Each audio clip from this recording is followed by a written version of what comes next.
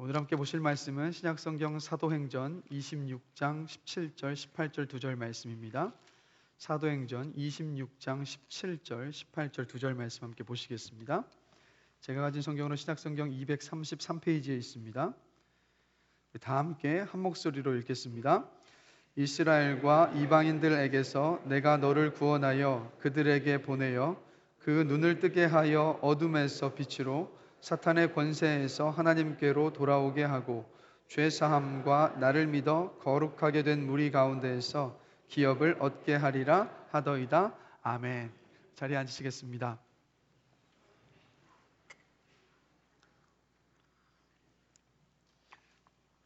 우리말로 역사라는 이 단어를 영어로 하면 히스토리입니다. 히스토리는 어떻게 풀어볼 수 있냐면 영어로 그의라는 뜻의 he is 그리고 이야기라는 스토리로 구분이 되어질 수 있습니다. 이렇게 보면 역사가 무엇이겠습니까? 바로 하나님의 이야기라는 거예요. 하나님의 스토리. 근데 어떤 하나님의 스토리냐? 인간을 사랑하시는 하나님의 이야기가 바로 역사입니다. 그런데 이 하나님의 사랑, 나를 향한 우리를 향한 하나님의 사랑을 정확하고 깊이 있게 이해를 하려면 죄에 대한 이해가 필수입니다.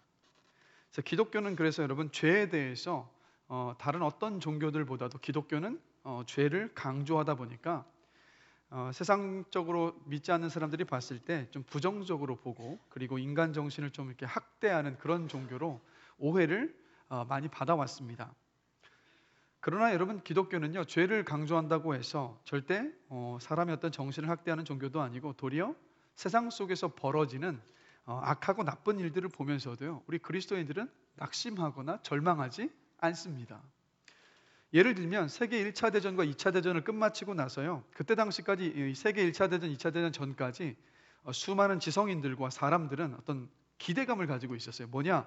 인간의 어떤 이성과 인간의 어떤 윤리, 도덕을 통하여서 유토피아를 이 땅에 만들 수 있다라고 생각을 했던 겁니다. 그런 기대감이 굉장히 컸었는데 1차, 2차 대전이 벌어졌어요.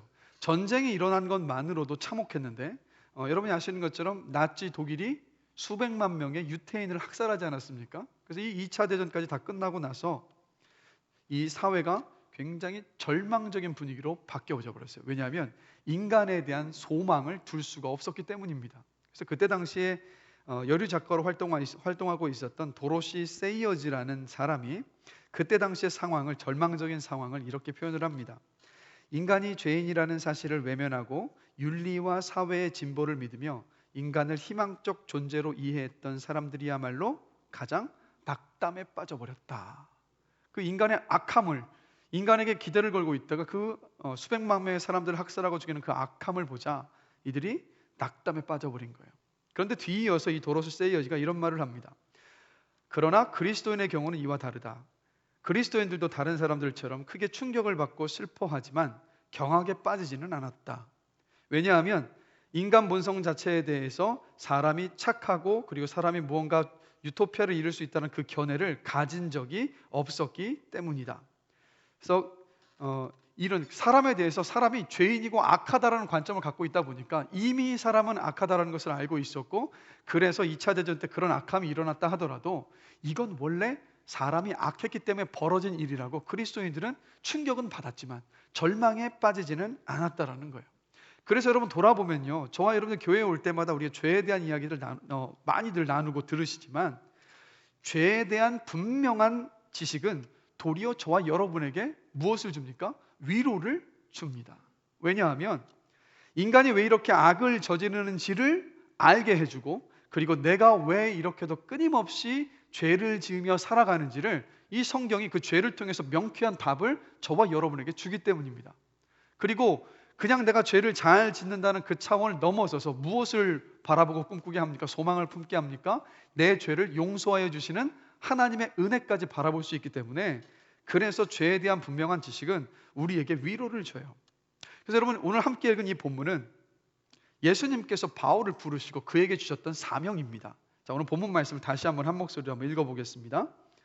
이스라엘과 이방인들에게서 내가 너를 구원하여 그들에게 보내어 그 눈을 뜨게 하여 어둠에서 빛으로 사탄의 권세에서 하나님께로 돌아오게 하고 죄사함과 나를 믿어 거룩하게 된 무리 가운데에서 기업을 얻게 하리라. 아멘. 질문 드릴게요. 예수님이 이 땅에 왜 오셨습니까? 우리를 구원하시기 위해서. 좀 더 들어가 보자면 우리의 죄 때문에 오셨어요. 그럼 오늘 본문에서 예수님께서 사도 바울을 부르신 이유는 뭡니까? 그도 역시 죄 때문입니다. 죄에 대한 구원의 복음을 전하기 위해서 바울을 부르셨다라는 거예요. 그런데 오늘 본문을 보면 바울에게 예수님께서 뭐라고 하십니까? 그 눈을 뜨게 하여 라고 말하고 있어요. 예수님께서 그 사람들의 그 눈을 뜨게 하여. 이게 무슨 뜻이겠습니까? 사람들이 눈이 있어서 버젓이 눈을 뜨고 사물과 모든 것들을 다 보고 있지만 그러나 보지 못하는 것들이 있다라는 뜻이에요. 뭐를 보지 못합니까? 오늘 본문을 보면 사람들 모두가 다 어둠 가운데 있다라는 것을 보지 못하고, 그리고 또 하나는 뭡니까? 사탄의 권세 아래 붙잡혀 있다라는 것을 사람들이 보고 있지 못한다. 그래서 그것을 보게 하라고 예수님께서 말씀을 하고 계시는 거예요. 그래서 먼저 보면 오늘 본문에서 어둠 가운데 있다라는 말의 의미는 바로 이런 뜻입니다. 예수님을 믿기 전 모든 사람은 죄가 지배하는 어둠 속에 갇혀 있다라는 뜻이에요. 죄가 지배하는 어둠 속에 갇혀 있다. 자, 로마서 5장 12절 말씀 우리 함께 한 목소리 한번 읽어보겠습니다. 다 같이 읽습니다. 그러므로 한 사람으로 말미암아 죄가 세상에 들어오고 죄로 말미암아 사망이 들어왔나니 이와 같이 모든 사람이 죄를 지었으므로 사망이 모든 사람에게 이르렀느니라. 아멘. 자, 말씀 그대로 띄워주시고요. 자, 이 말씀에서 보면 여기서 한 사람이 누굴까요? 바로 아담입니다. 아담이 에덴 동산에서 하나님의 말씀에 불순종함으로 세상에 죄가 들어왔어요. 그리고 이 죄 때문에 무엇이 또 들어왔습니까? 사망, 즉 죽음이 들어왔습니다. 그래서 여러분, 모든 사람이 죽는다는 말은 무슨 뜻이냐? 모든 사람이 죄인이라는 뜻이에요. 그래서 그 다음에 뭐라고 이야기합니까? 이와 같이 모든 사람이 죄를 지었으므로 라고 말을 하고 있어요. 그러니까 아담의 죄 때문에 아담 이후에 모든 사람들이 태어날 때 죄를 가진 상태로, 죄에 물든 상태에서 태어나게 되었다는 말입니다. 그래서 여러분, 이 사실은, 이 결과는 인간에게 두 가지 결과를 가져왔어요. 첫 번째는 뭐냐? 하나는 모든 인간은 죄를 짓고 싶어하는 존재라는 것이고, 두 번째로는 인간이 죄에 대한 책임을 져야 한다라는 두 가지 결과를 가져왔습니다. 그래서 한번 조금만 생각해 보시면 여러분, 우리는요 죄를 짓고 싶어하는 방향으로 더 기울어져 있다라는 것 다들 인정하십니까? 뭐 역사를 보면 성선설이냐 성악설이냐 논쟁이 있었습니다. 태어날 때부터 착하다, 태어날 때부터 악하다, 이런 논쟁이 있는데 여러분, 사람은 태어날 때부터 착합니까? 악합니까? 악해요. 어디서 볼 수 있냐면, 예를 들면요, 이 자리에 많은 부모님들이 계시는데 자녀들에게 거짓말을 하라고 가르치시는 분 계십니까? 어느 누구도 자녀들에게 거짓말 가르치지 않습니다. 근데 뭘 가르칩니까? 도리어 정직해라, 진실해라, 신실하게 살아라, 이렇게 가르치지 거짓말을 가르치는 부모는 단 한 사람도 없습니다. 그런데 우리 자녀들이 자라면서 보면 나는 한 번도 가르친 적이 없는데 거짓말을 하나요? 하지 않나요? 거짓말을 모두 해요. 가르친 적이 없는데, 심지어 학교에서조차도 선생님도 거짓말을 가르치지 않고 오히려 정직해라, 진실하게 살아라를 말하지만 그렇게 듣고 배웠음에도 불구하고 자연스럽게 거짓말을 해요. 그리고 또 여러분, 아이들에게요, 너 투명인간이 되면 뭐 하고 싶니? 라고 질문을 하잖아요. 어떤 답이 돌아올까요? 이런 답이 돌아옵니다. 마트에 가서요, 제가 갖고 싶었던 장난감 다 가져올 거예요. 또 어떤 아이는 이렇게 대답을 해요. 나한테 장난 많이 친 애들 몰래 가서 때려줄 겁니다. 자, 그럼 여러분께 질문 드립니다. 투명인간이 될 수 있다면 뭘 하시겠어요? 네? 은행 가신다고요? 네, 은행. 은행 가셔. 금고가 닫혀 있어서 쉽지는 않으실 텐데. 보면요, 이 자리에 투명인간이 돼서 나는 정의의 사도가 되겠다는 생각이 먼저 들기보다는 사실 악한 생각들이 더 많이 들어요. 선한 생각이 먼저 떠오르지 않는 것이 바로 우리들입니다. 그래서 여러분, 성경은요 이렇게 죄를 짓기를 좋아하는 인간에 대하여서 정말 적나라하게 이야기를 하고 있습니다. 전도서 9장 3절입니다. 자, 함께 한 목소리 한번 읽어보겠습니다.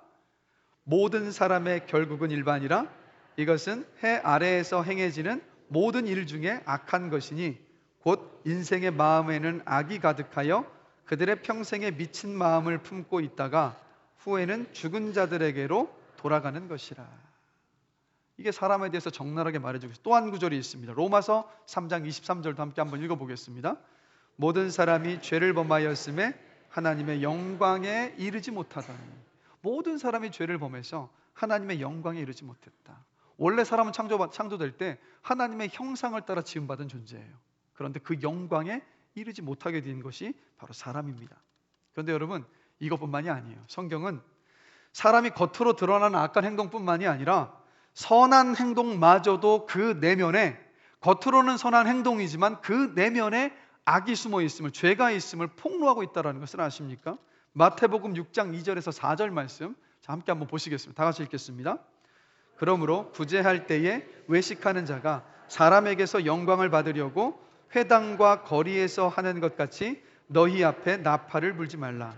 진실로 너희에게 이르노니 그들은 자기 상을 이미 받았느니라.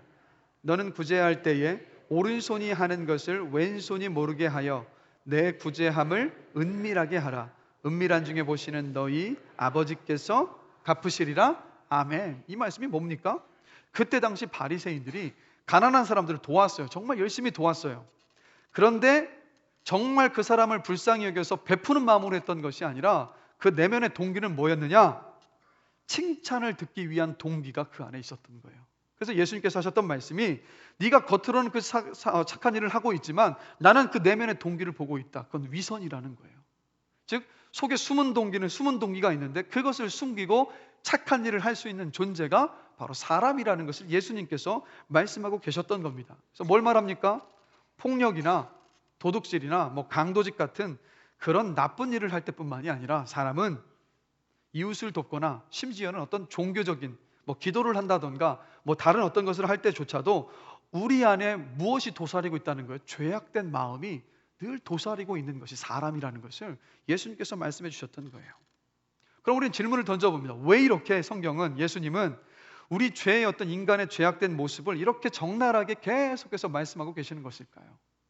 그 이유는 뭐냐면 죄가 우리 삶과 너무도 밀접한데 그 죄로부터 저와 여러분들을 구원하시기 위해서 이렇게 말씀해주고 계시는 거예요. 죄의 구원은 여러분 어디로부터 시작합니까? 내 죄에 직면하는 그 자리부터, 내가 죄인이라는 것을 인정하는 그 자리에서부터 구원이 시작되지 않습니까? 그래서 예수님께서 이렇게 말씀하고 계신 거예요. 그래서 성경에 보면 인간에게 죄가 들어와서 또 인간이 죄를 통해서 벌어진 많은 일들을 보시고 하나님께서 이렇게 말씀을 하고 계십니다. 창세기 6장 5절에서 7절 말씀도 함께 한번 읽어보겠습니다. 여호와께서 사람의 죄악이 세상에 가득함과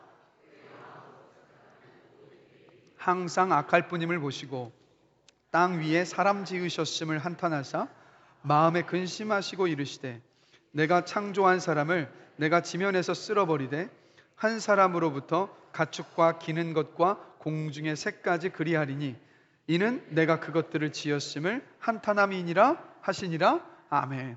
자, 어떤 사건을 이야기합니까? 노아의 홍수를 이야기해요. 죄가 가득해서 하나님이 뭐라고 판단을 내리셨냐면 사람이 마음으로 생각하는 모든 계획이 항상 악한 모습을 하나님께서 보신 거예요. 그래서 인간 내면 깊숙한 동기를 보셨는데 그게 모든 것이 너무도 악했던 거예요. 그래서 하나님은 어떻게 작정하셨습니까? 인간을 심판하기로 하신 거예요. 그래서 노아의 홍수로 인간을 심판하셨습니다. 그러나 심판 가운데에서도 하나님은 어떻게 하셨습니까? 구원의 은혜를 베푸셨어요. 누구에게요? 노아와 노아의 그 가족들에게. 그래서 이 노아의 홍수의 사건은 과거에 일어난 하나님의 죄에 대한 하나님의 심판의 역사이기도 하지만 동시에 또 무엇을 얘기하냐면 미래에 있을 영원한 심판을 보여주는 사건이라는 거예요. 자, 이것을 어디에서 알 수 있냐면 베드로후서 3장 6절에서 7절 말씀에서 보면 알 수 있습니다. 함께 한번 읽겠습니다. 이로 말미암아 그때의 세상은 물이 넘침으로 멸망하였으되 이제 하늘과 땅은 그 동일한 말씀으로 불사르기 위하여 보호하신 바 되어 경건하지 아니한 사람들의 심판과 멸망의 날까지 보존하여 두신 것이니라. 아멘. 자, 이 말씀에서 물이 넘침은 바로 노아의 홍수를 말합니다. 그리고 이제 장차 심판과 멸망의 날이 다가오고 있어요. 그래서 노아의 홍수의 사건은 뭐냐?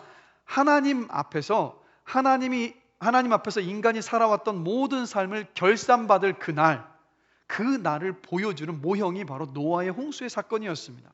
그래서 여러분, 죄를 지은 모든 사람들은요, 나중에 하나님 앞에 서면 모든 인생에 대한 결산을 받게 될 텐데, 죄인들은 어디로 갑니까? 성경에서 지옥의 심판을 받는다고 이야기해요. 즉, 죄인을 향하여서 하나님께서 그 인생의 모든 것을 결산하시고 죄인에게 내리시는 하나님의 심판은 뭐냐? 하나님의 진노는 뭐냐? 바로 지옥의 형벌, 지옥으로 보내는 겁니다. 그래서 죄인은 지옥에 갑니다. 이런 복음을 전했을 때 이런 말을 믿지 않는 사람들에게 전하면 어떤 반응들이 나옵니까? 그 가운데 이런 질문을 던지시는 분들이 있어요. 아니, 우리 사람이 지은 죄에 비하면 영원한 지옥의 형벌은 너무 가혹한 거 아닙니까? 라고 질문하는 분들이 있어요. 여러분들은 어떻게 생각하십니까? 여러분, 우리가 인생을 살아서 예를 들어서 80까지 산다라고 했을 때 80세까지 지은 죄의 결과가 영원한 지옥의 형벌이에요. 여러분이 생각하실 때 이게 합당합니까? 아니면 부당합니까? 어떻게 생각하세요? 가기 싫다. 자, 제 질문은 합당한다고 생각하십니까? 부당하다고 생각하세요? 저도 가기 싫은데 어떻게 생각하십니까? 합당합니까? 부당합니까? 부당하다. 왜 부당하다고 우리는 생각을 할까요? 그 이유는 여기에 있어요. 죄에 대한 형벌의 결과는요, 얼마나 오랫동안 죄를 지었느냐에 따라서 죄에 대한 형벌을 받는 것이 아니라 어떤 죄를 지었느냐, 그 죄의 강도를 따라서 죄의 심판과 형벌을 받지 않습니까? 그래서 기간과는 상관이 없는 거예요. 근데 더 중요한 건 이겁니다. 사람을 죽인 죄와 물건을 훔친 죄가 있어요. 어떤 죄가 더 중합니까? 1번 사람을 죽인 죄, 2번 물건을 훔친 죄. 1번. 왜 그렇게 생각하십니까? 네, 왜냐하면 생명을 죽인 거기 때문에. 무슨 말이냐? 사람이 물건보다 더 가치 있는 존재이기 때문이지 않습니까? 물론 하나님께서 보실 때 사람을 죽이는 죄와 물건 훔치는 죄가 똑같아요. 그러나 인간 세상에서 본다면 사람을 죽인 죄에 대해서 더 많은 형벌을 저는 언도하는 이유가 뭐냐? 더 가치 있는 존재에게, 가치 있는 대상에게 죄를 지었기 때문에 그만큼 더 큰 벌을 내리는 것 아니겠습니까? 그러면 여기서 우리가 한번 이것을 생각해 봐야 돼요. 죄가 도대체 뭐냐라는 거예요. 질문 드릴게요. 전 우주에서 가장 가치 있는 존재가 누구실까요? 하나님이십니다. 그럼 우리가 짓는 죄는 누구에게 짓는 죄인가요? 하나님께 짓는 죄라고요. 즉, 가장 가치 있고 영원하신 하나님께 짓는 죄가 저와 여러분들이 짓고 있는 죄예요. 그래서 그 죄이기 때문에 그 죄에 대한 형벌이 뭡니까? 지옥의 영원한 형벌이라는 거예요. 그래서 하나님께서 우리가 짓는 모든 죄를 그냥 사람들에게 우리는 짓는다고 생각을 합니다. 그러나 하나님께서 받아주실 때는 그렇지 않아요. 왠지 아십니까? 우리가 사람들에게 짓는 죄도 그 사람이 하나님의 형상을 따라 지음받았기 때문에 사람들에게 짓는 죄조차도 누구에게 짓는 죄와 똑같습니까? 하나님께 짓는 죄와 똑같아요. 그래서 우리가 지옥의 형벌을 받는 이유가 뭐냐? 가장 가치 있는 존재이신 그 하나님 앞에 죄를 지었기 때문에 우리가 그 하나님께 지옥의 형벌의 그 심판을 받는 거예요. 그래서 여러분, 인간이, 저와 여러분들이, 이 세상 모든 사람들이 처해 있는 가장 커다랗고 가장 중요하고 가장 시급한 문제가 뭘까요? 다른 게 아니에요. 지옥의 심판을 받는 것이 가장 시급하고 중요하고 급한 문제입니다. 모든 사람이 처해 있기 때문이에요. 그런데 이 지옥의 심판을 내리시는 하나님을 생각하시면서 하나님을 마치 툭 하면 노하고 화내시고 막 진노하시는 하나님, 여러분 그렇게 오해하시면 안 돼요. 성경을 보면 출애굽기 34장 6절입니다. 하나님에 대해서 이렇게 말하고 있습니다. 함께 읽겠습니다. 여호와께서 그의 앞으로 지나시며 선포하시되 여호와라 여호와라 자비롭고 은혜롭고 노하기를 더디하고 인자와 진실이 많은 하나님이라. 우리 하나님은요, 은혜롭고 자비롭고 노하기를 더디하시는 하나님이세요. 어디에서 볼 수 있느냐? 저와 여러분들을 지금까지 참아주시고 기다리셨던 것만 봐도 분명하지 않습니까? 그래서 하나님은 온 우주에서 가장 화내게 만들기 힘드신 분이 바로 하나님이에요. 그런데 이 하나님을 화나는데 성공한 것이 바로 뭡니까? 바로 저와 여러분의 죄예요. 그만큼 죄가 관영하다라는 거예요. 그래서 성경을 보면 지옥을 뭐로 묘사하냐면 불로 묘사합니다. 왜 불로 묘사하고 있을까요? 바로 지옥에서 받을 그 고통을 묘사하기 위해서 불을 이야기해요. 그런데 또 다른 면에서 지옥을 어떻게 이야기하냐면 바깥 어두운 곳이라고도 표현을 합니다. 바깥 어두운 곳. 바깥 어두운 곳에 혼자 버려지는 것을 이야기하는데, 이건 뭐를 말합니까? 지옥은 아주 외로운 곳이라는 거예요. 고독한 곳이 아니라 외로운 곳. 여러분 말씀 기억하십니까? 외로움과 고독은 달라요. 외로움은 나 혼자 철저히 혼자 있는 것을 외로움이라고 한다면, 고독은 뭡니까? 혼자 있지만 하나님과 독대함으로 그분과 함께 있는 그 시간이 바로 고독의 시간이라고 제가 몇 달 전에 말씀을 나누지 않았습니까? 엄연히 달라요. 즉 지옥이라는 것은 뭐냐? 영원한 고통을 받으면서 홀로 외롭게 있는 곳, 바로 그곳이 지옥입니다. 그래서 지옥은 고통스러운 것이고 바로 그것이 하나님의 진노의 심판이라는 거예요. 그런데 여러분, 만약에 하나님의 진노의 심판만 있다면 두렵기만 할 뿐입니다. 그러나 여러분, 우리는 알고 있지만 우리에게 기쁜 소식이 있죠. 어떤 기쁜 소식입니까? 모든 사람이 죄를 범해서 하나님의 영광에 이르지 못해서 지옥의 심판을 받습니다. 모든 사람이 죄인이기 때문에 어느 누구도 그 심판을 면할 수 있는 사람이 없고 그 죄의 문제를 해결할 수 있는 사람은 단 한 사람도 없습니다. 그런데 기쁜 소식은 뭡니까? 그 죄를 반드시 심판하셔야 하는 하나님께서 저와 여러분을 사랑하셔서 하나뿐인 아들을 이 세상에 보내시고 우리가 받아야 할 그 죄의 진노의 심판, 그 죄의 형벌을 아들로 하여금 받게 하셨다라는 거예요. 예수님께서 십자가 위에서 여러분 다른 사람의 죄를 위해서 생각하지 마시고 내 죄를 대신 지시고 십자가 위에서 우리 주님께서 죽으셨습니다. 하나님께서 나에게 주셔야 할 하나님의 그 진노의 심판, 지옥의 형벌의 그 심판을 이미 예수님께 다 내리신 거예요. 그래서 그 주님께서 죽음 가운데 머물러 계셨다면 죽음을 해결하신 분이 아닙니다. 그러나 우리 다 아는 것처럼 우리 주님은 어떻게 되셨습니까? 3일 만에 죽음을 이기시고 살아나셨어요. 이것이 무엇을 말합니까? 우리의 죄를 주님께서 해결하셨다라는 것이고, 부활하신 그 주님의 영원한 생명이 믿음으로 말미암아서 저와 여러분에게 주어졌다라는 것을 바로 그 부활로 이야기해주고 계시는 거예요. 그래서 여러분, 예수님의 죽음과 부활을 믿을 때 하나님은요, 우리의 죄를 용서하시고 죄인인 우리를 뭐라고 부르십니까? 의롭다 여기세요. 죄가 여전히 남아있다. 여러분 기억하셔야 돼요. 우리가 예수를 믿었다고 해서 우리가 지었던 죄가 다 사라지는 것이 아니에요. 우리가 예수를 믿었을 때 우리의 죄는 그대로 남아있지만 예수를 믿는 믿음을 보시고 하나님께서 뭐라고 말씀하시는 거냐면, 네 죄가 있지만 내 아들 예수가 너의 죄를 대신 지고 죽었다는 그 사실을 믿고 있기 때문에, 그리고 그 죄를 이기고 죽음 가운데서 살아났다는 것을 믿기 때문에 너의 죄를 없는 것처럼 여기시겠다. 즉 재판정에서 죄가 있지만 무죄 선고를 땅땅땅 내리신 거예요. 예수님을 보시면서. 그게 바로 우리가 받은 상황. 그래서 하나님께서 저와 여러분을 뭐라고 부르십니까? 너는 의롭다, 의인이다라고 말씀하십니다. 근데 여기에서 멈추지 않아요. 뭐라고 말씀하십니까? 우리를 당신의 아들이요 딸로 불러주신다라는 거예요. 그래서 여러분, 예수를 믿으면 더 이상 죄의 어두움이 우리를 지배할 수 없는 줄로 믿습니다.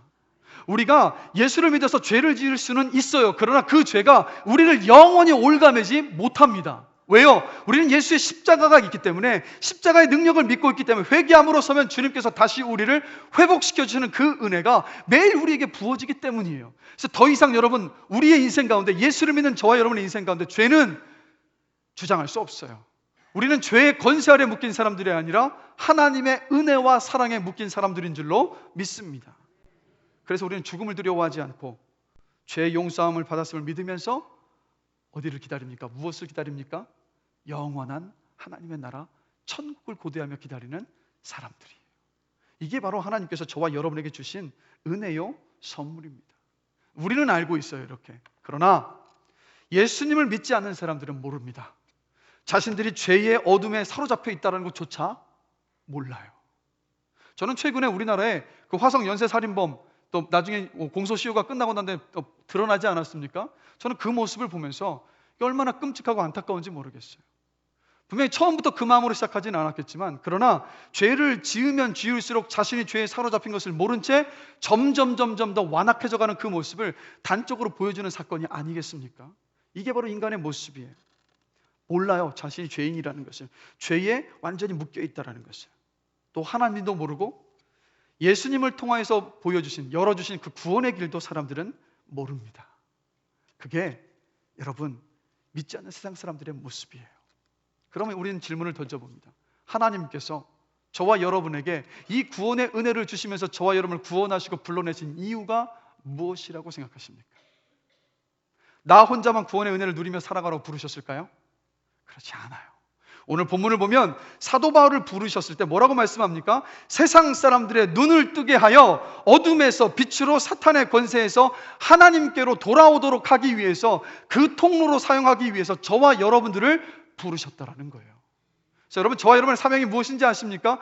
우리가 구원의 은혜 속에서 주님을 잘 믿고 섬기는 것도 우리가 감당해야 될 사명이지만 또 하나 더 중요한 것이 있어요. 바로 죄가 무엇인지 모르는 믿지 않는 사람들을 하여금 우리가 복음을 전하여서 그들의 눈을 뜨게 해서 그들이 예수를 믿고 영접해서 구원의 그 길로 오도록 하는 그 통로로 쓰임받는 것이 바로 저와 여러분의 사명인 줄로 믿습니다. 그것 때문에 저와 여러분들을 구원하여 주셨어요.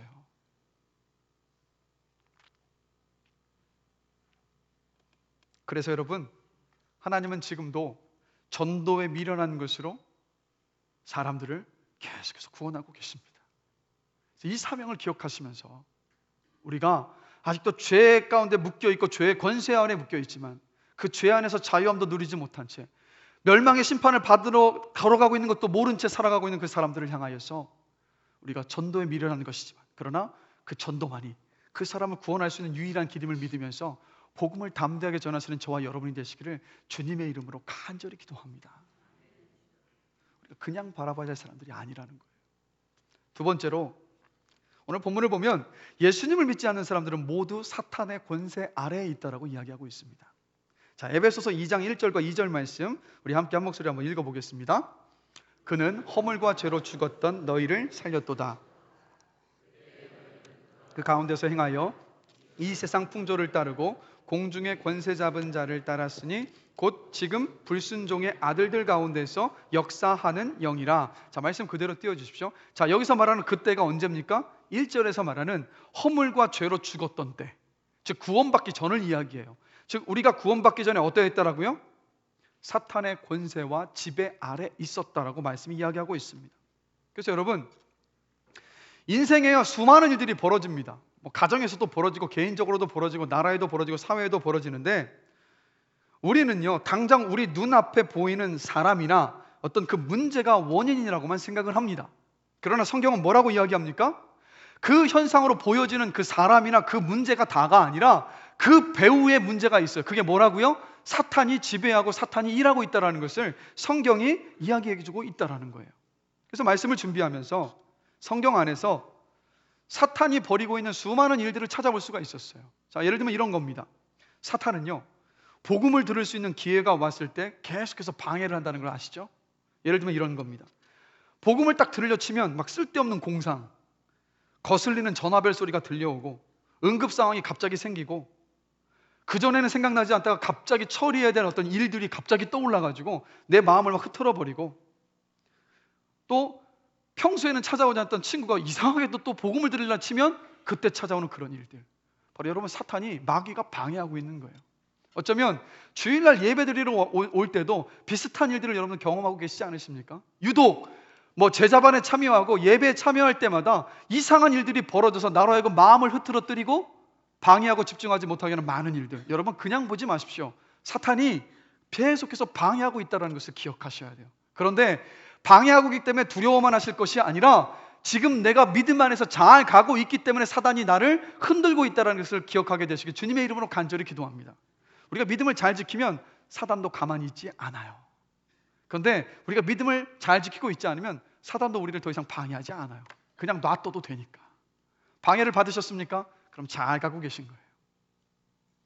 그 다음 또 성경을 보면 사단이 또 어떤 일을 하냐? 복음을 전하면 복음을 전하는 사람의 능력과 정직함에 대해서 반감과 의심을 막 불러일으켜요. 예를 들면 이런 거죠. 이 사람도 TV에서 막 숱한 죄를 저질렀던 그 그리스도인들과 별반 다를 바 없는 사람이야 라는 생각을 떠올리게 만들어서 그 복음을 듣는 것을 방해한다는 거예요. 또 이런 것도 있습니다. 복음을 들어야 할 사람의 마음 안에 교만한 마음을 불러일으켜 이렇게 반응하게 하는 거예요. 아유, 나는 예수님은 필요 없어. 나 혼자서도 충분해라고. 아마도 복음을 전하시면서 이런 반응들 많이 보셨죠? 예를 들면 이런 거죠. 당신이나 잘 믿으세요 라는 말. 이게 뭐겠습니까? 난 예수가 필요 없어라는 그 교만한 마음들이 사탄이 건드려서 그 안에서 복음 앞에서 툭툭 솟아오르게 만드는 거예요. 그리고 또 사탄이 하는 일이 뭐가 있습니까? 그리스도인들을 끊임없이 시험하고 유혹합니다. 그래서 누가복음 22장을 보면 베드로도 유혹을 당해서 예수님에게서 미끄러뜨려 넘어지게 했었던 존재가 바로 마귀였어요. 그리고 기독교인들을 고소하고 나라들도 미혹을 합니다. 그리고 분열과 분쟁을 일으켜요. 부부관계도 갈라놓으려고 하고 자식과 부모 사이도 갈라놓으려고 합니다. 나라와 나라 사이를, 사회와 사회 사이를, 교회 안에 성도와 성도 사이를 갈라놓게 하는 것, 그 밑바닥에 배후에 누가 있느냐? 바로 마귀가 있다라는 거예요. 그래서 에베소서 6장 10절과 12절을 보면 이렇게 하나님께서 말씀하십니다. 함께 한 목소리로 한번 읽겠습니다. 끝으로 너희가 주 안에서와 그 힘의 능력으로 강건하여지고 마귀의 간계를 능히 대적하기 위하여 하나님의 전신갑주를 입으라. 우리의 씨름은 혈과 육을 상대하는 것이 아니요 통치자들과 권세들과 이 어둠의 세상 주관자들과 하늘에 있는 악한 영들을 상대함이라. 아멘. 우리의 싸움의 대상이 누구라고요? 하늘에 있는 악한 영들, 어둠의 권세 잡은 자, 그게 누굽니까? 마귀요, 사탄이라는 거예요. 그러니까 우리가 겉으로 보이는 표면적인 것과 싸움을 벌이고 있는 것이 아니라 그 내면에서, 그 배후에서 그 모든 것들을 조종하고 있고 만들고 있는 그 악한 영들과 저와 여러분들이 지금 싸우고 있다는 것을 하나님께서 분명히 말씀해 주고 계신 거예요.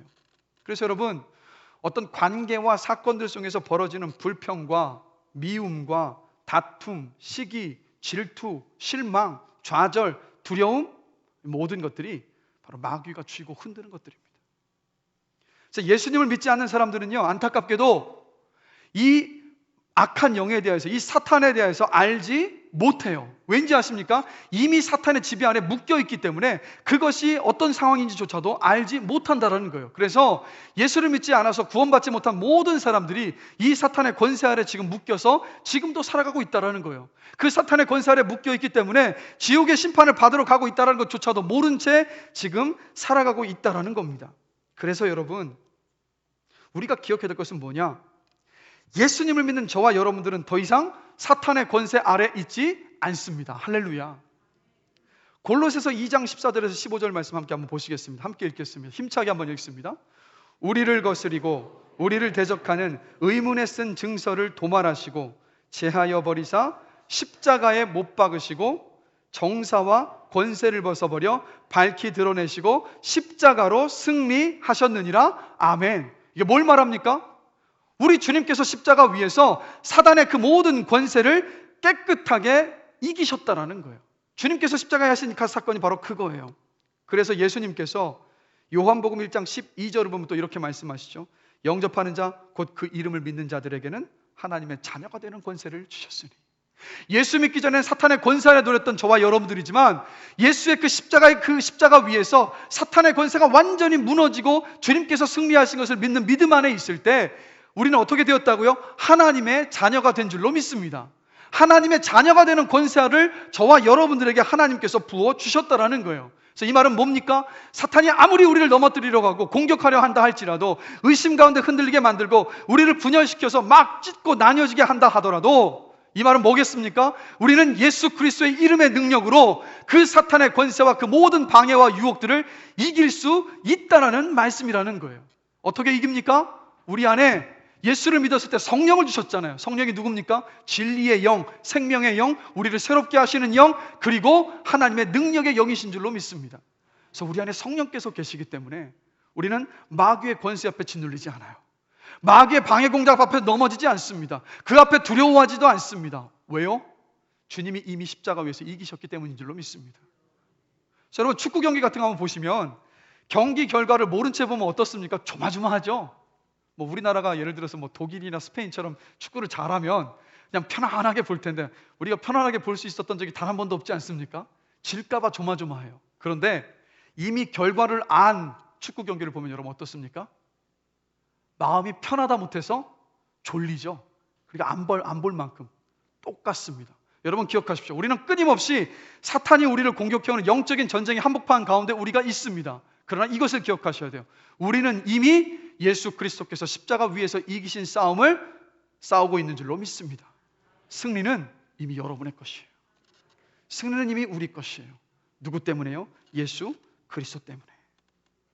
그래서 우리는 사탄의 권세에 막 사로잡혀서 두려움과 근심과 염려 속에서 살아가는 사람들이 아니라 성령으로 하여금 그 성령께서 우리 안에 계시면서 우리에게 도리어 무엇을 주십니까? 사랑과 기쁨과 화평과 인내와 자비와 선함과 충성과 온유함을 우리로 하여금 경험하게 하신다라는 거예요.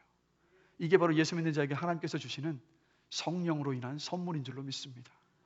악한 영이 주는 두려움이 아니라는 거예요. 분열도 아니라는 거예요. 그래서 여러분, 저와 여러분들을 왜 이렇게 구원하여 주셨느냐? 악한 영에게 사로잡혀 있는 예수 믿지 않는 사람들의 그 영적인 눈을 뜨게 하도록 위해서 우리를 불러주신 거예요. 우리를 먼저 구원하여 주신 거예요. 복음을 전해서 그 매임에서 자유하게 하라고 저와 여러분들을 먼저 구원하여 주신 줄로 믿습니다.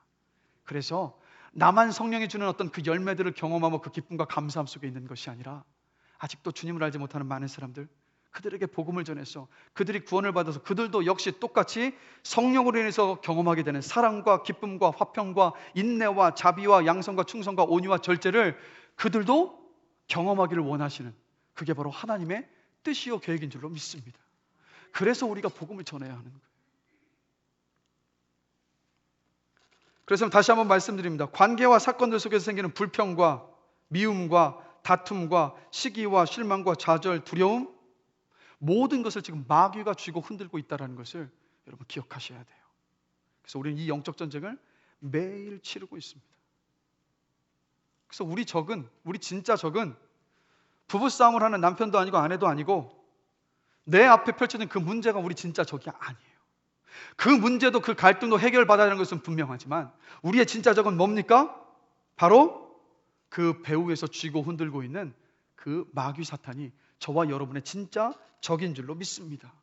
그래서 예수님을 믿어 구원받은 우리에게는요, 예수의 십자가를 의지하여서 그 마귀를 대적하며 싸워야 되는 줄로 믿습니다. 어떻게 해요? 바로 말씀과 기도로 싸우는 거예요. 말씀과 기도로. 골로새서 2장 14절과 15절 말씀 우리 다시 한번 읽어보겠습니다.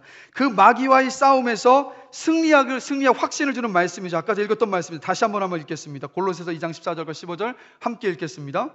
우리를 거스리고 우리를 대적하는 의문에 쓴 증서를 도말하시고 제하여 버리사 십자가에 못 박으시고 정사와 권세를 벗어버려 밝히 드러내시고 십자가로 승리하셨느니라. 할렐루야. 주님께서 십자가 위에서 이기셨기 때문에 우리는 이길 수 있는 줄로 믿습니다. 그러니까 마귀의 지혜는 여러분, 저와 여러분들보다 뛰어납니까? 못합니까?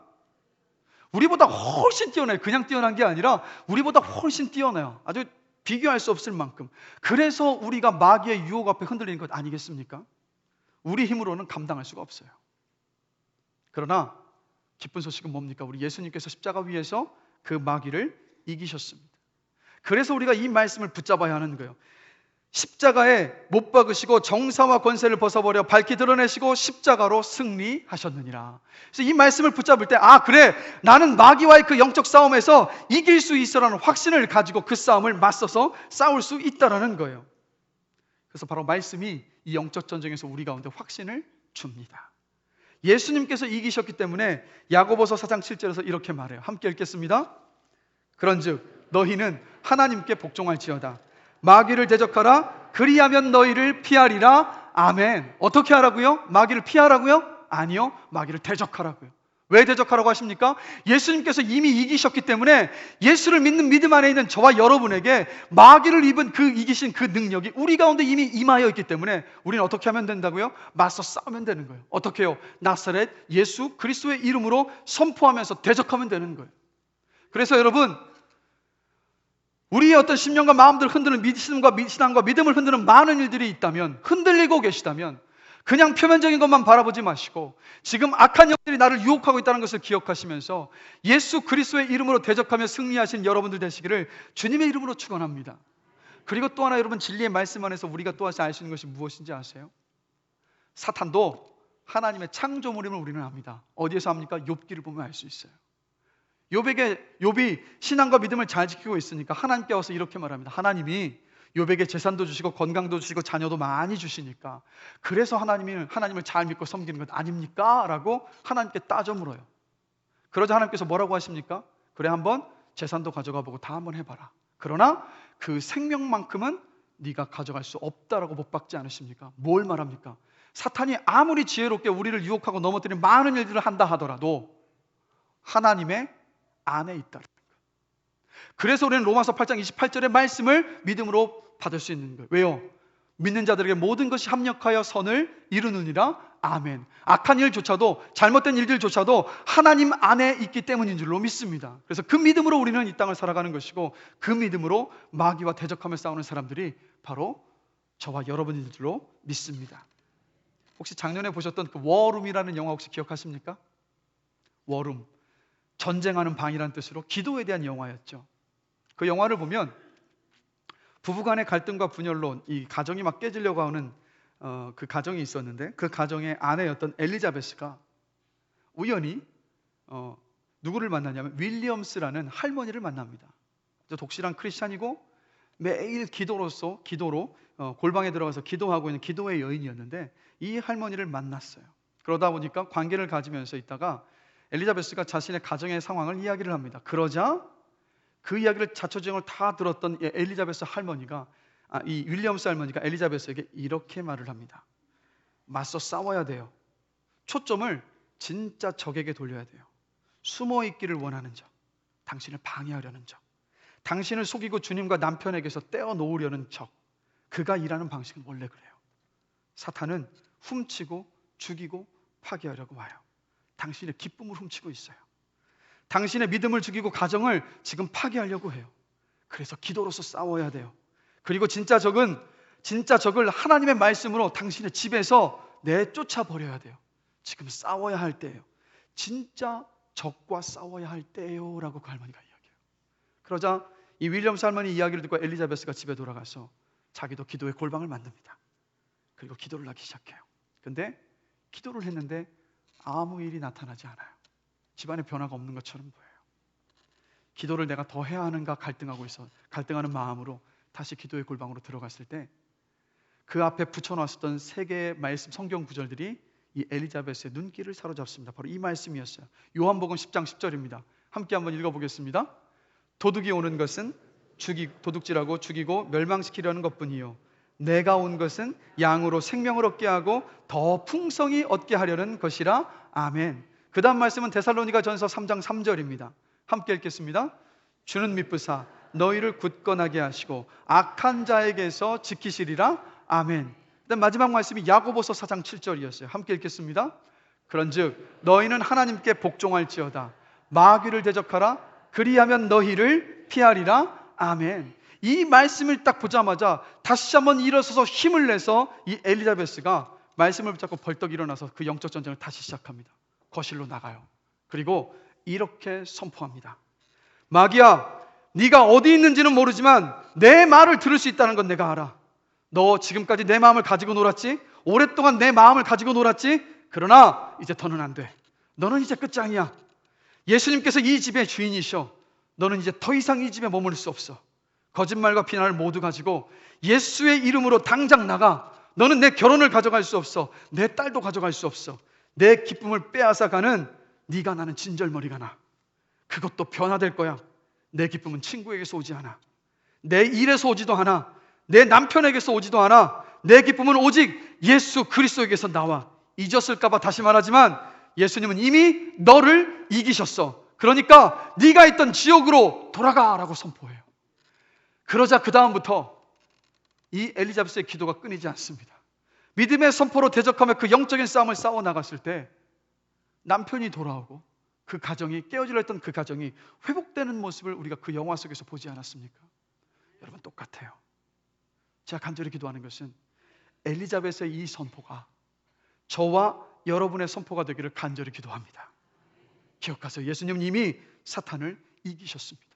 그래서 우리는 오직 예수의 이름으로 선포해야 돼요. 나사렛 예수 그리스도의 이름으로 명하노니 악한 영들아 내 가정에서 떠나갈지어다. 나사렛 예수 그리스도의 이름으로 명하노니 악한 영들아 내 사업장에서 떠나갈지어다라고 여러분 모든 자리에서 그 악한 영들과의 싸움에서 예수의 이름으로 대적하시며 승리하시는 저와 여러분 되시기를 주님의 이름으로 간절히 기도합니다. 이렇게 대적해서 마귀와 맞서 싸울 때 주님이 십자가 위에서 이기셨기 때문에 우리로 하여금 용서하지 못했던 우리를 용서하게 만들고, 사랑하게 만들고, 기쁨으로 충만케 만들고, 소망과 믿음으로 삶을 살아내게 만들고, 담대하게 하셔서 어떤 일이든 넉넉히 감당하게 하시고, 어떤 상황 속에서도 천국의 그 소망을 바라보면서 흔들리지 않은 견고한 터 위에 세워지는 놀라운 기적을 경험하게 하실 줄로 믿습니다. 이게 바로 저와 여러분들이 가지고 있는 예수의 이름의 능력이고 예수의 이름의 권세의 능력인 줄로 믿습니다. 그래서 여러분, 질문 드릴게요. 여러분들이 이제는 더 이상 죄의 권세 아래 묶여있지 않음을 믿으십니까? 사탄의 권세 아래에서 묶여있는 것이 아니라 사탄의 권세에서 자유함을 믿으십니까? 이것을 우리가 어디에서 확신할 수 있습니까? 내가 구원받았다는 확신 속에서 이것을 믿고 확신할 수 있어요. 또 다시 질문 드릴게요. 예수님께서 십자가 부활을 믿음으로 구원받으셨음을 믿으십니까? 그 믿음으로 인해서 더 이상 나는 죄와 사탄으로부터 자유함을 다시 한번 믿고 계십니까? 질문 드릴게요. 이거 어떻게 확신하시겠어요? 사실 우리 신앙생활 하면서 우리 어떤 구원과 믿음에 흔들리는 그 순간들이 찾아올 때가 있지 않습니까? 여러분, 이것을 아셔야 돼요.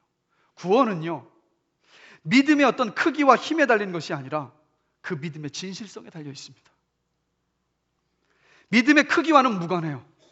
하나님 앞에 의로워지고 구원을 얻으려면 어느 정도 이상의 믿음이 필요한 것이 아니라 뭐가 필요하냐면 단지 믿음이 필요할 뿐입니다. 가장 작은 믿음이라 하더라도 주님은 그 믿음을 보시고 우리에게 구원의 은혜와 선물을 주세요. 로마서 8장 9절 말씀입니다. 함께 한번 한 목소리 한번 읽어보겠습니다. 내가 만일 내 입으로 예수를 주로 시인하며 또 하나님께서 그를 죽은 자 가운데서 살리신 것을 내 마음에 믿으면 구원을 받으리라. 여러분, 예수님 곁에 십자가에 못 박히셨던 강도를 한번 생각해 보십시오. 그의 믿음이 컸던가요? 아니에요. 예수님의 십자가 옆에 달려 죽었던 강도의 믿음은 크지 않았습니다. 그의 믿음은 아주 작고 연약했어요. 죄를 지며 한평생을 살아오다가 그 마지막 찰나의 순간에 임종하기 전에 곁에서 죽어가시는 주님을 바라보시면서 그때에서야 그가 고백했던 말이 뭡니까? 주여, 낙원에서 저를 기억하여 주십시오라는 그 작은 믿음 하나를 고백했을 뿐인데 주님이 뭐라고 말씀하십니까? 네가 오늘 나와 함께 낙원에 있을 것이다. 큰 믿음을 보시고 구원하여 주셨던 것이 아니라 그 강도의 작고 연약하지만 그 진실한 믿음을 보시고 구원하여 주셨다라는 거예요. 그래서 여러분, 기억하십시오. 내가 큰 믿음이 없기 때문에 내 구원을 의심하지 마시고, 작은 믿음이라 할지라도 예수 그리스도의 죽으심과 부활을 믿고 계시다면 그 연약한 믿음을 보시고 주님께서 여러분을 구원하여 주신 줄로 믿습니다.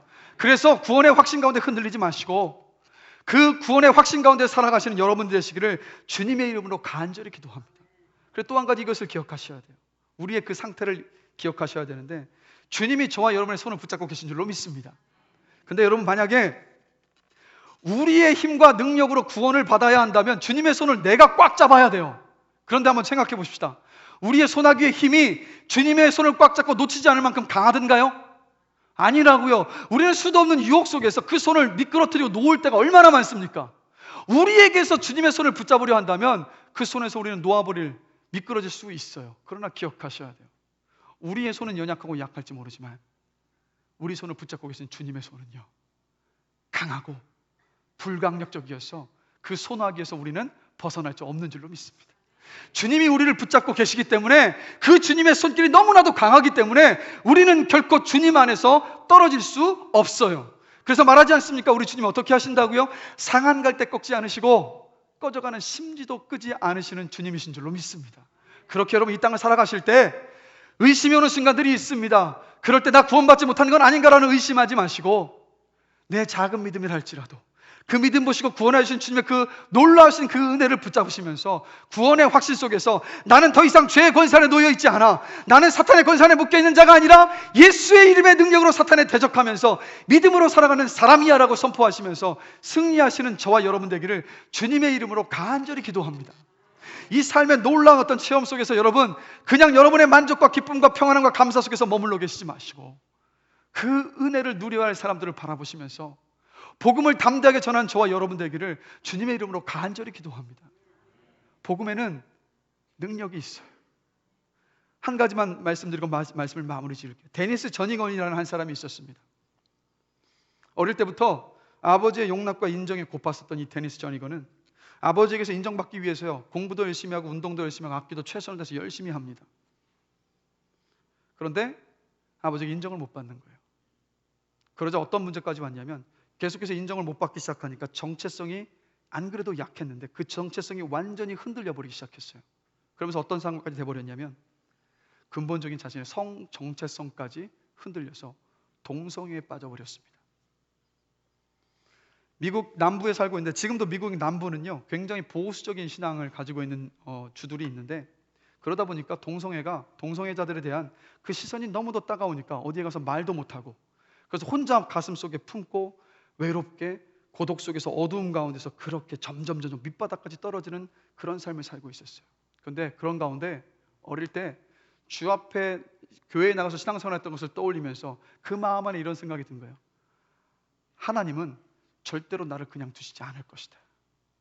그래서 이 데니스 전이건이 어떻게 하냐면 다윗의 시편의 말씀을 붙잡고 노트를 한 권을 사서 그 시편을 쓰기 시작하면서 하나님 앞에 기도하기 시작합니다. 나를 좀 살려달라고, 이 어둠의 권세에서 나를 좀 살려달라고 써내려 가기 시작을 했는데, 그것을 써내려가면서 이 데니스 전이건 앞에 무엇이 보이기 시작했냐면 예수님의 십자가가 보여지기 시작한 거예요. 아버지에게서 용납받지 못해서 동성 정체성까지 흔들려서 동성애에 빠졌던 데니스 전이건인데 예수님의 십자가를 딱 바라보고 나니까 한 가지가 너무도 선명하게 온 거예요. 아, 하나님 아버지께서 나에게 관심을 가지고 계시고 나를 사랑하시는구나. 십자가를 보면서 그것이 깨달아지기 시작하니까 그 다음에 마음에 어떤 확신이 온지 아세요? 아, 예수님께서 나의 있을 수 없을 것만 같은 이 죄와 외로움과 고독과 이 아픔들을 십자가 위에서 다 해결하셨구나. 그 믿음의 자리까지 가기 시작하니까 놀라운 일이 벌어집니다. 죄책감으로 들려있던 어두운 마음이 예수 그리스도의 보혈의 피로 씻어지면서 자유함을 누리기 시작했고, 몇 해가 지나서 동성애에서 완전히 회복돼서 빠져나오게 되었어요. 그리고 이 데니스 전이건이 그 놀라운 어둠과 사탄의 권세에서 나를 자유하게 하셨던 하나님의 놀라운 그 은혜를 기억하면서 이 사람이 작곡한 찬양이 무엇이냐? 바로 약할 때 강함 되시라는 찬양입니다. 이 찬양 아시죠? 약할 때 강함 되시네, 나의 보배가 되신 주 나의 모든 것, 주 안에 있는 보물을 나는 포기할 수 없네, 주 나의 모든 것. 바로 이 찬양이에요.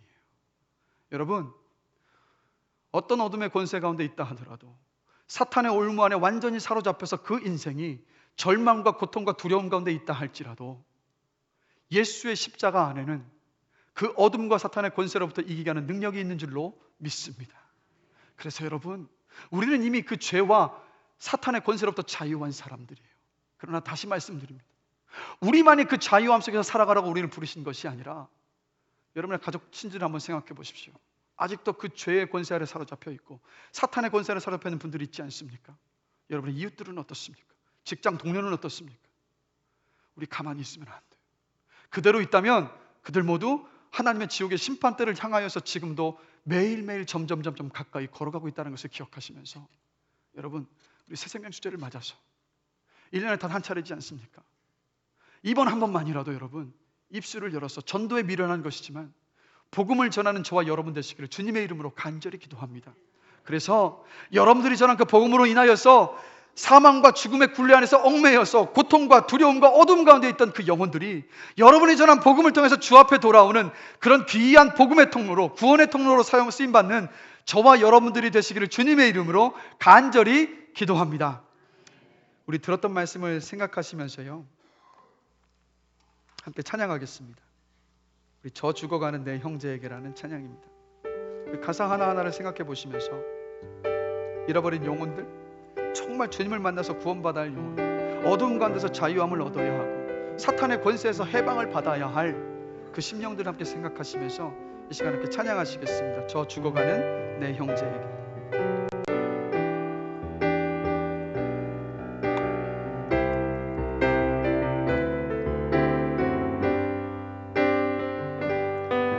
저 죽어가는 내 형제에게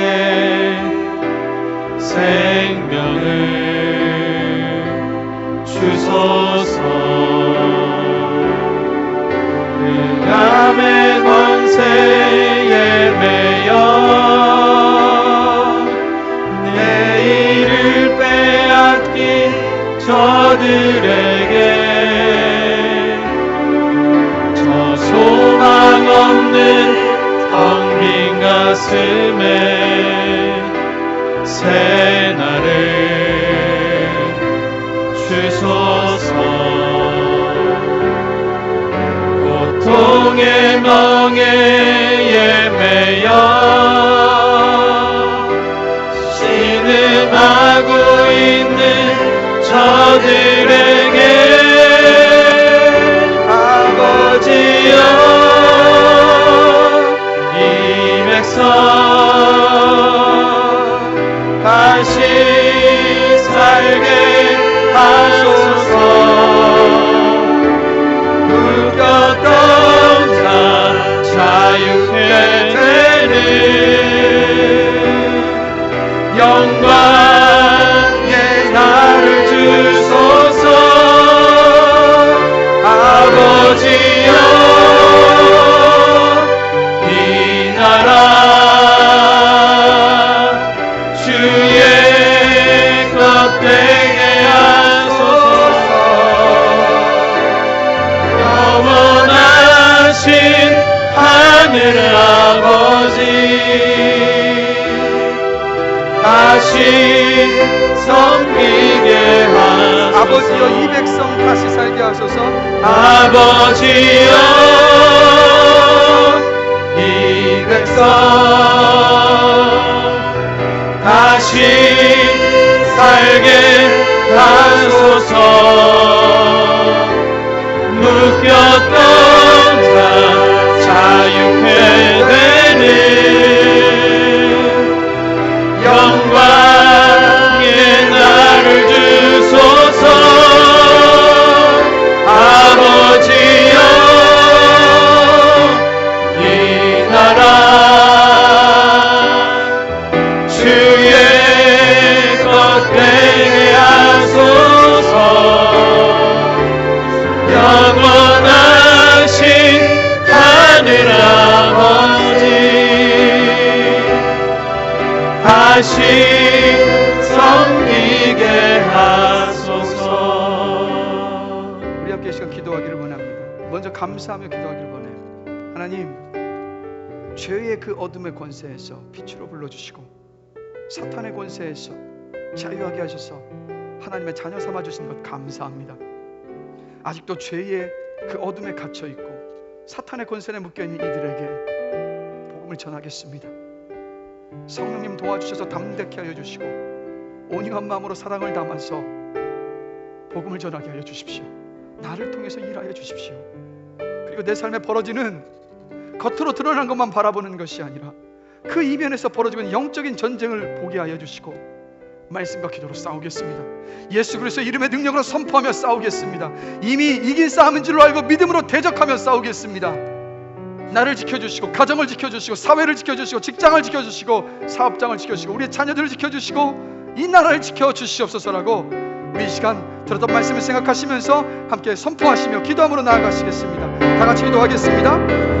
사랑과 은혜가 많으신 하나님 아버지, 죄의 권세에 묶여 있었던 우리에게 은혜를 주셔서 그 죄의 권세에서 자유케 해주신 것 감사합니다. 어둠에서 빛으로 불러주신 것을 감사합니다. 사탄의 권세에 묶여있던 나의 삶이지만 이제는 그 사탄의 권세에서 자유케 하여 주셔서 하나님의 자녀로 삼아주시며 그 사탄의 권세를 예수의 이름의 능력으로 물리치며 숨기며 살아갈 수 있는 귀한 길을 이끌어주신 것을 주님 감사합니다. 아직도 죄악의 어둠 가운데 갇혀있고 사탄의 권세에 묶여서 지옥의 길로 걸어가고 있는 수많은 영혼들이 있습니다. 멀리 볼 것이 아니라 우리의 가족 가운데 있습니다. 우리의 가까운 이웃 가운데 있습니다. 직장 동료들 가운데 있습니다. 하나님은 이 남은 구원을 받아서 죄에서 자유함을 누리고 사탄에서 자유하게 누리는 것이 아니라 그 복음을 전하라고 나를 불러주심을 기억하면서 우리가 입술을 열어서 성령의 도우심을 구하는 가운데에서 감당하게 복음을 전하겠습니다. 우리 가운데 일하여 주십시오.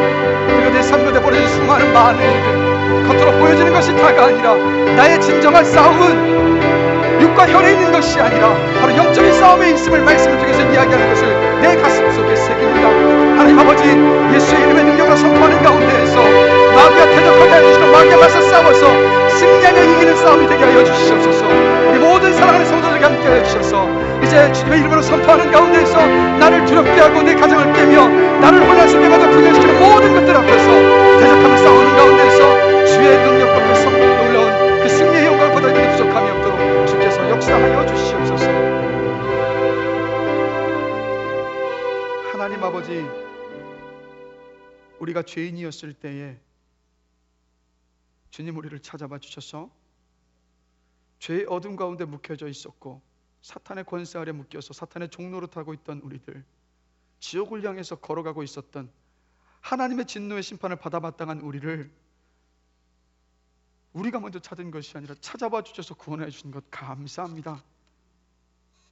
아직도 죄의 어둠 가운데 갇혀있고 사탄의 권세 아래 묶여서 하나님의 그 진노의 심판을 받기 위해서 뚜벅뚜벅 걸어가고 있는 내 가족들, 친지들, 이웃들, 직장 동료들, 주님 그들에게 복음을 전하겠습니다. 성령님 함께 일하여 주셔서 담대하게 온유함으로 사랑을 담아서 애통하는 마음을 품고 복음을 전할 수 있도록 인도하여 주시옵소서. 또 함께 말씀을 나눴던 것처럼 하나님, 우리의 싸움은 혈과 육의 싸움이 아니라 그 이면의 영적인 싸움인 줄로 믿습니다. 말씀이 그것을 이야기하고 우리는 매일 수도 없이 그 영적 전쟁터 한복판에 있음을 우리가 알고 있습니다. 그런데 주님 감사합니다. 예수님께서 십자가 위에서 사단의 모든 권세를 다 이기셨음에 감사합니다. 하나님 아버지, 오늘부터 결단합니다. 마귀의 그 모든 영적인 싸움 앞에서 마귀를 대적하며 싸우겠습니다. 예수의 이름으로 선포하며 싸우겠습니다. 그 승리의 기쁨을 누리게 하여 주시고 그 승리하는 가운데에서 하나님의 그 살아계심과 하나님의 능력과 예수 그리스도의 십자가의 능력을 선포하며 전할 수 있는 우리의 삶이 될 수 있도록 주님께서 은혜를 베풀어 주시옵소서. 감사합니다. 예수 그리스도의 이름으로 기도드렸습니다. 아멘.